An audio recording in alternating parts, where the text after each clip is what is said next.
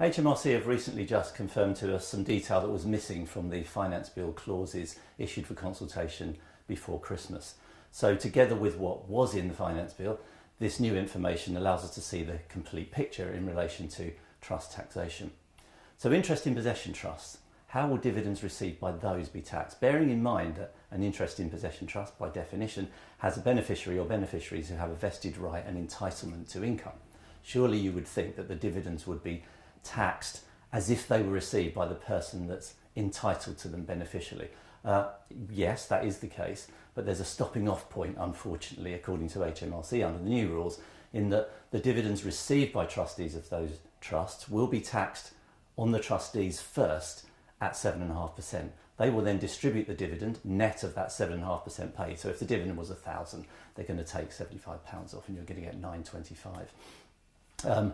So when you receive this money, you'll receive it with tax deducted, and if that dividend, as it may well for many, falls within your £5,000 dividend allowance as an individual, you'll have to reclaim that tax. Clearly, if your dividends received exceed £5,000 in a year and that falls in the bit that exceeds the £5,000, then there'll be no reclaim and there will have been some tax paid up front, effectively.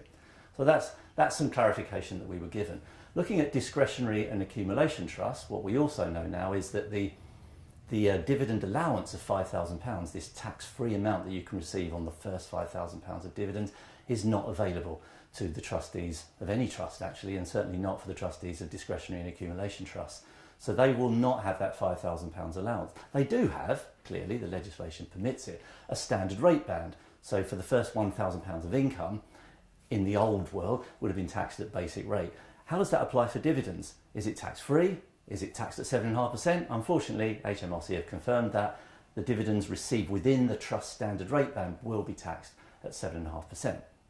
Anything above that will be taxed at the highest rate. That is the highest rate that an individual could pay, an additional rate taxpayer, 38.1%. And remember that these rates are applied now to the net dividend, no need to gross up. So what does all of that mean? Well, generally speaking then, trustees are going to be paying a significantly higher rate of tax on the dividends that they receive. It's 7.5% greater, basically. And even within the standard rate band, you've got a 7.5% charge. What conclusion does that lead us to? Broad brush, of course, many other things to take into account.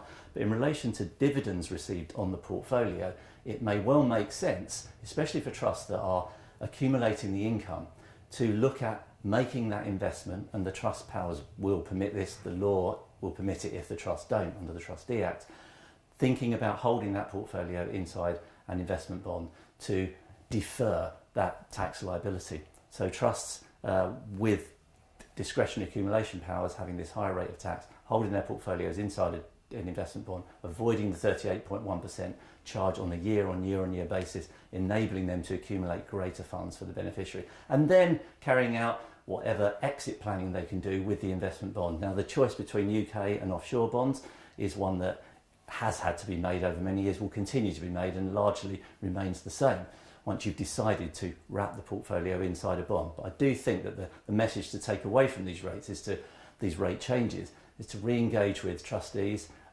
probably more likely to re-engage with the professional advisors to those trustees, solicitors and accountants. So advisors to do that with this new knowledge, to say it's worth reviewing the portfolio to see whether it's being held in the right way given these tax changes. As for the other dividend tax changes, this 6th of April change to the taxation of dividends applying to trustees as well gives a great opportunity for advisors to reconsider investment tax planning, and in this case engage with professional advisors to make them aware of these changes and to make them aware of the planning opportunities that may increase the financial well-being of trusts.